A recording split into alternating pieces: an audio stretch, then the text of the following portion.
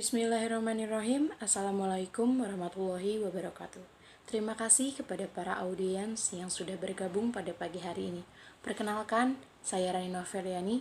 Saya di sini bertugas sebagai presenter dan akan memaparkan materi tentang korupsi di sektor perizinan dan investasi. Pertama, ada outline. Peran strategis investasi dalam perekonomian, tantangan perekonomian nasional, tantangan di sektor perizinan dan investasi. Adapun iklim investasi yang masih buruk, reformasi birokrasi yang lamban, tumpang tindihnya kebijakan antar sektor atau antara pusat dan daerah, ataupun antara daerah. Ada pula implikasi ketidakpastian di sektor perizinan dan investasi.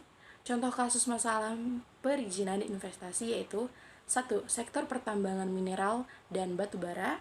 Kedua, sektor migas. Ketiga, sektor penanaman modal, upaya-upaya prioritas. Selanjutnya, peranan strategis investasi dalam perekonomian. Investasi, baik yang bersumber dari dalam negeri atau PMDN maupun luar negeri atau PMA, sangat berperan antara lain bagi sumber pembiayaan bagi kegiatan pembangunan, pemerataan kegiatan pembangunan, pembiayaan kegiatan riset dan pengembangan teknologi.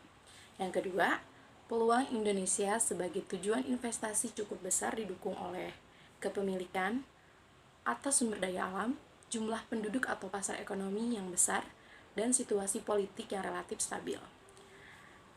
Selanjutnya, sejumlah faktor yang mempengaruhi kegiatan investasi antara lain kemudahan dalam berinvestasi, kepastian hak dan kewajiban, keterbukaan informasi, jaminan kepastian hukum, jaminan kepastian berusaha, jaminan keamanan berusaha, jaminan perlakuan yang adil.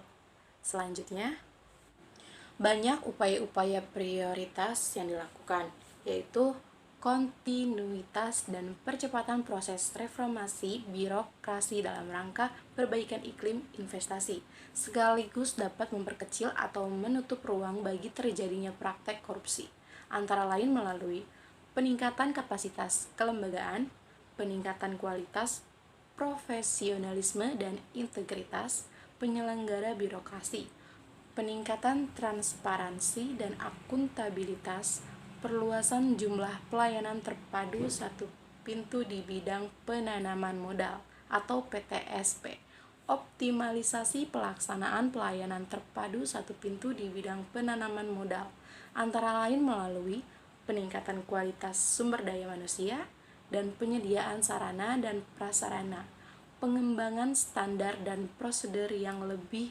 efisien.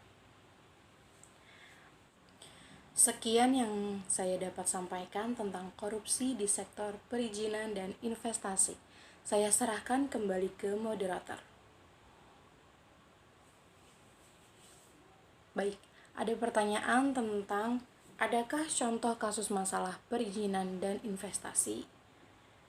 Akan saya jawab, yaitu ada. Seperti sektor penanaman modal, izin untuk usaha penanaman modal masih dihadapkan pada sejumlah kendala, antara lain standar dan prosedur perizinan, akses informasi, proses yang berbelit-belit, dan tidak adanya kepastian waktu dan biaya. Untuk mengatasi permasalahan perizinan tersebut di atas, dalam Undang-Undang Nomor 25 Tahun 2007 tentang penanaman modal telah dimanatkan agar proses perizinan dilakukan melalui pelayanan terpadu satu pintu. Mungkin hanya itu yang bisa saya jawab. Baik, saya akan lanjut untuk membacakan kesimpulan materi yang saya bawakan pada hari ini, yaitu peran strategis investasi dalam perekonomian, tantangan perekonomian nasional, tantangan di sektor perizinan dan investasi, iklim investasi yang masih buruk.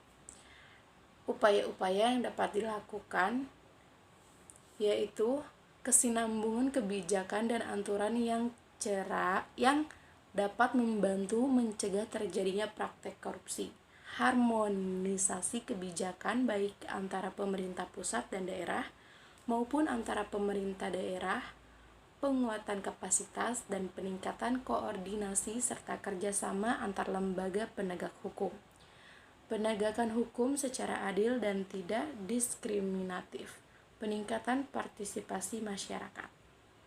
Terima kasih, kurang lebihnya mohon maaf. Waktu dan tempat saya kembalikan kepada moderator.